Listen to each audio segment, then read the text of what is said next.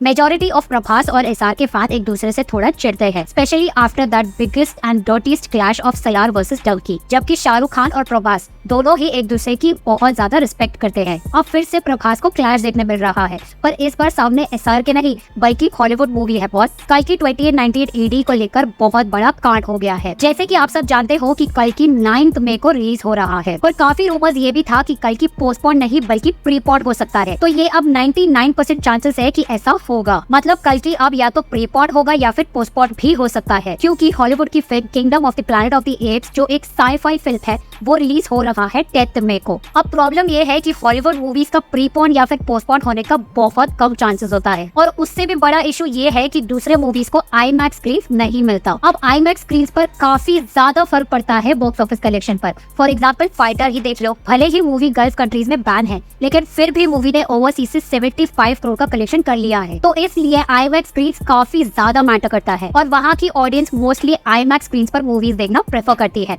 जहाँ की IMAX screen का टिकट प्राइस डबल या ट्रिपल होता है। अगर kingdom of the planets of the apps अगर पूरा का पूरा IMAX स्क्रीन ले लेता है तो फिर कल्कि को IMAX स्क्रीन मिलेगा ही नहीं, जिससे मूवी के कलेक्शन में इफेक्ट हो सकता है। और कल्कि के मेकर्स पूरी तरह कोशिश कर रहे हैं कि कल्कि को इंग्लिश वर्जन में भी रिलीज किया जाए सेम डे पे, यानी कि 9 मई को। अब IMAX स्क्रीन को लेकर सिनेरियो चेंज हो रहा है, तो 99% चांसेस है कि कल्कि प्रीपोन होगा या फिर पोस्टपोन भी हो सकता है। कल्कि के प्रोडक्शन हाउस ने साफ कहा था कि 9 मई उनके लिए ऑस्पिशियस दिन है एज पर कुंडली, तो अब वो धर्म संकट में पड़ गए हैं। एनीवेज, आपको क्या लगता है कि कल की प्रीपोन होगी, पोस्टपोन होगी या फिर 9 मई को ही आएगी? कमेंट करके जरूर बताना। अब बात करते हैं SRK के बारे में। काफी रूमर्स फैल रहा है कि SRK और यश का कोलैबोरेशन होगा, और इस पर मैंने पहले भी कहा था कि अब तक ऑफिशियली कुछ पता नहीं चला है, तो फिर इसे रूमर ही समझना। वैसे तो यश की जो अपकमिंग फिल्म है टॉक्सिक, उसके बारे में ही फर्दर अपडेट्स अब तक कुछ भी नहीं आया है। तो आप देख सकते हो कि यश कितना अंडर द रैप्स रखे है चीजों को। तो SRK मास्टरमाइंड है बॉस, अगर यश के साथ कोलैब होता भी रहेगा